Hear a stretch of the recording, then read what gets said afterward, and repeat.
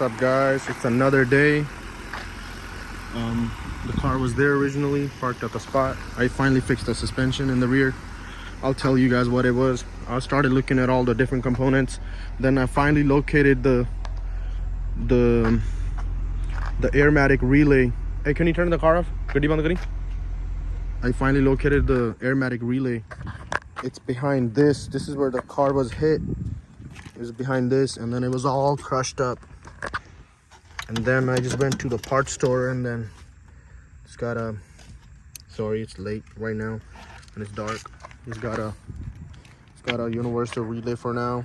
And then I had to take all this off. It was a pain in the butt because it's all crushed up. And then I did all that, and then as you can see, I was able to drive the car. The car is finally up on both sides. I'm sitting on big 4G auto wheels. This side is up too. Front is not a front suspension is not the electronic air suspension. You guys can see. Now I can take it to a frame machine or body shop, and then have them work on all this, so that now that I'll be able to drive the car there, and get all this taken care of. Yeah, just a quick little video on the, so if your suspension does not work, before you go buy a compressor, because my compressor would turn on. I watched another video, so my compressor would turn on. All you have to do is just take this plug off. There's a little cover. I removed all that. It's just hanging right there with one bolt.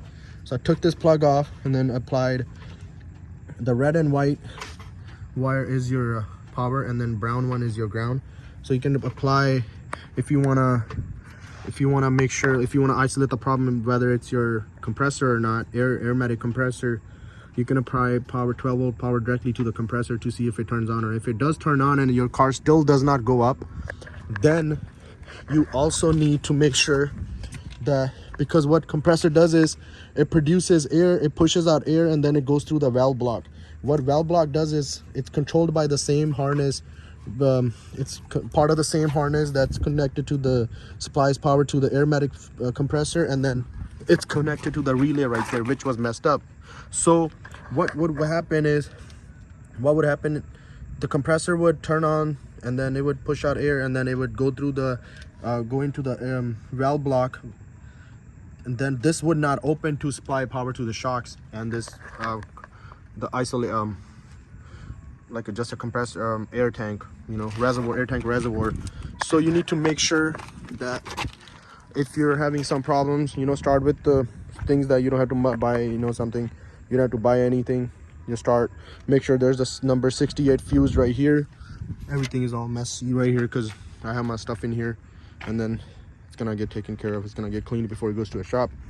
Make sure fuse number 68 is for Airmatic pump, Airmatic compressor, and if that is not blown, make sure your pump actually turns on. You will get a Airmatic, your car is rising, a malfunction sign on the car, on the dashboard. And then after that, if that doesn't work out, make sure your relay is good. Relay is behind this. It's right here. This is the relay. This is the relay. I just it was all jacked up. The relay was messed up. Yeah, check that. If not, then sometimes people have issues with this pre-fuse block. There's a fuse in here that also controls your Airmatic pump or your air suspension. So if one of these are bad, then your car will not go up unless you know that your air is working, your compressor is working, your valve block is working. But then you can isolate the problem, making sure if one of these lines are not cracked or burst or open or whatever, at the reservoir, if you have a reservoir, at the valve block, and then leading to the shocks on each side, in the rear or the front. Yeah, you guys can take a look into that. Thank you guys for watching. I appreciate the love and support that we're getting. More videos will keep coming. Thank you.